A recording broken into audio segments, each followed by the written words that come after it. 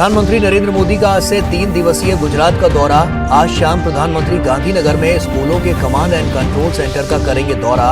मंगलवार को प्रधानमंत्री जामनगर में WHO के महानिदेशक की उपस्थिति में WHO global centre for traditional medicine की रखेंगे आधारशिला।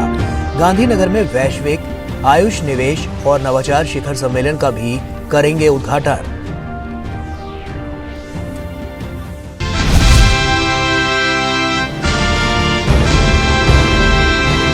वित्त मंत्री निर्मला सीतारमण अमेरिका के लिए हुई रवाना। इस दौरान सीतारमण विश्व बैंक और IMF के साथ साथ G20 के वित्त मंत्रियों से करेंगी मुलाकात। इंडोनेशिया, दक्षिण कोरिया, श्रीलंका और दक्षिण अफ्रीका सहित कई और देशों के साथ आपसी हित के मुद्दों पर भी करेंगी द्विपक्षीय बैठक।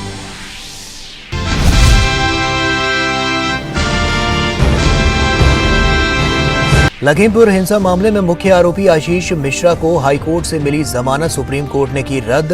1 हफ्ते में सरेंडर करने का दिया आदेश।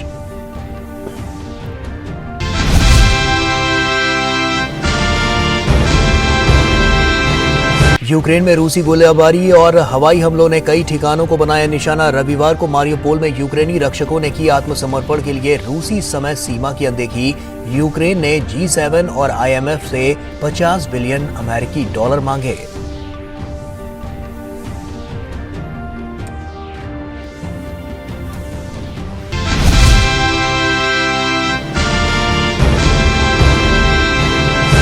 IPL में आज राजस्थान रॉयल्स का मुकाबला KKR से। लगातार 2 हार के बाद KKR की अपने प्रदर्शन को सुधारने की रहेगी कोशिश।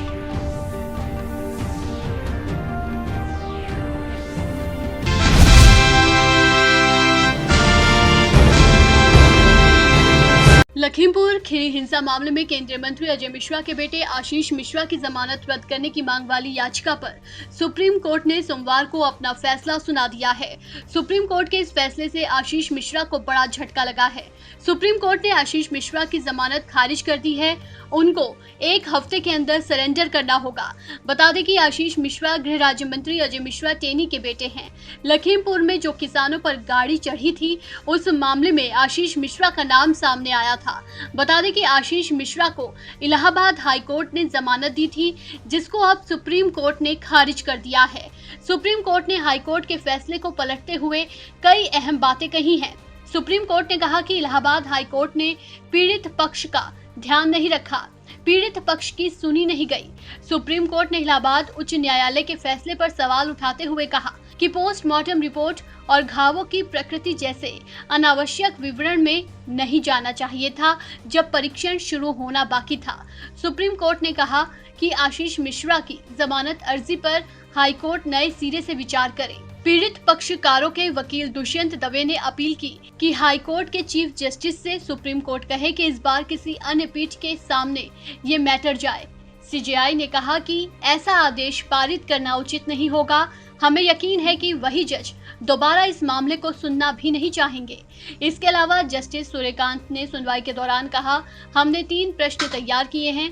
क्या जमानत देकर इस तरह के प्रासंगिक सबूतों की अनदेखी की और क्या हाईकोर्ट का आदेश अवैध था? पीड़ितों को नहीं सुनना हाईकोर्ट की तरफ से गलत था और हाईकोर्ट ने कई अप्रासंगिक विचारों को ध्यान में रखा। बता दें कि इससे पहले आशीष मिश्रा की जमानत अर्जी कई बार खारिज हो चुकी थी। आशीष को जमानत मिलने पर विपक्षी पार्टियों ने राज्य सरकार पर सवाल उठाए थे।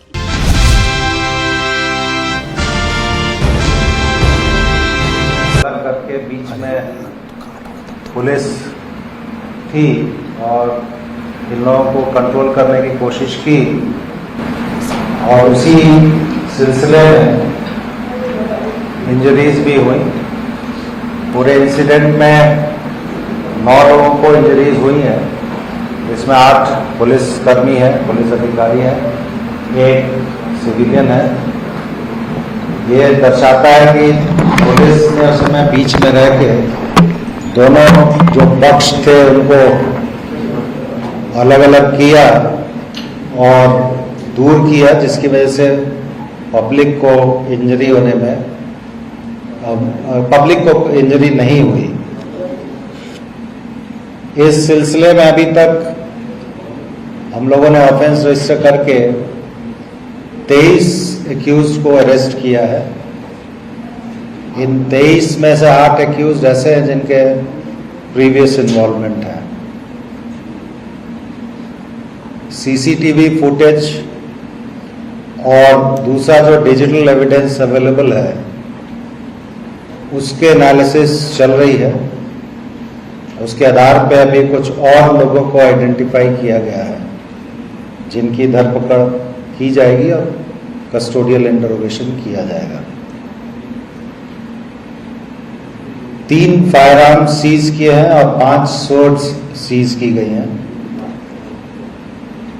ये केस क्राइम ब्रांच को इन्वेस्टिगेशन के लिए सौंप दिया गया है। उसी सिलसिले में आज 4 फॉरेंसिक टीम्स एफएसएल से सीन ऑफ क्राइम का विजिट किया है और सैंपल्स वगैरह कलेक्ट किए गए हैं।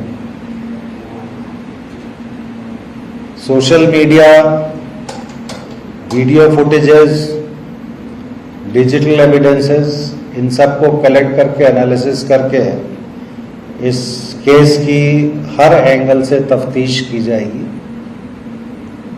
और कोशिश की जाएगी कि इसमें कोई भी आरोपी, चाहे वो प्रत्यक्ष रूप से उसने पार्टिसिपेट किया हो या परोक्ष रूप से पार्टिसिपेट किया हो, छूटे नहीं।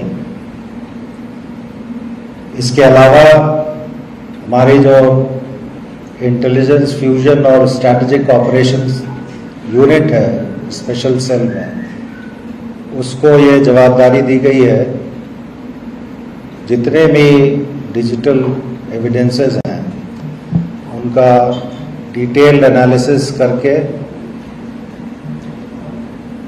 एविडेंसेस कलेक्ट करें और इस केस में जो भी लोग शामिल हैं उनको आइडेंटिफाई करके उनके खिलाफ लीगल एक्शन लिया जाए।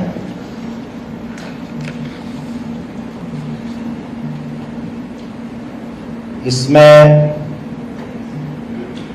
मैं इस फोरम से आपको बताना चाहूँगा कि इन्वेस्टिगेशन काफ़ी डिटेल्ड होगा, थरो होगा और चूँकि क्राइम ब्रांच को इन्वेस्टिगेशन की जवाबदारी दी गई है, उन्होंने करीब 14 टीम्स बनाई हैं जो हर एंगल से इस केस का इन्वेस्टिगेशन करेंगे।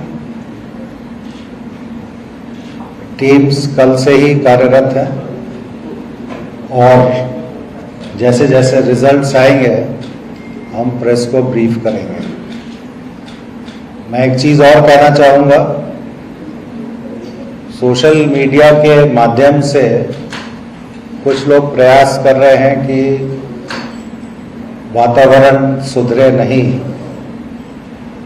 सोशल मीडिया एनालिसिस हमारे यहाँ हो रहा है और अगर ज़रूरत पड़ेगी तो जो लोग गलत इन्फॉर्मेशन, मिस इन्फॉर्मेशन या रॉन्ग इन्फॉर्मेशन फीड कर रहे हैं जिसकी वजह से वातावरण सुधरता नहीं है या बिगड़ता है, उनके खिलाफ भी उचित कानूनी कार्रवाई की जाएगी। मेरी जनता से अपील है कि अफवाहों के ऊपर ध्यान नहीं दें। अगर कोई फैक्ट्स या वेरीफाई करना है, कंट्रोल रूम को आप संपर्क कर सकते हैं या हमारे सीनियर अधिकारी को संपर्क कर सकते हैं जिनको ये सूचना है कि आपको सही जानकारी उपलब्ध कराएं।